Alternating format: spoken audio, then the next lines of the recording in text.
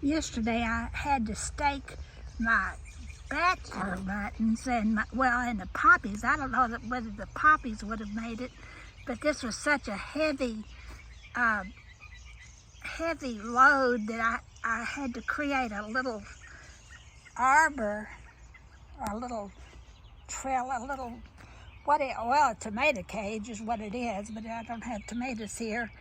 I had to create a little cage to contain my Bachelor buttons. I want you just to look at what a glorious plant this is. Isn't that beautiful?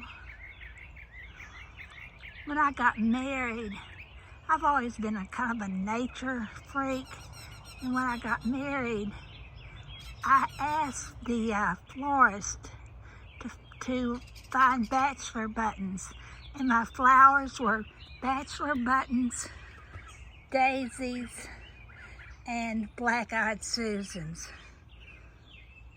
I just wanted to show you what's beautiful in my garden today.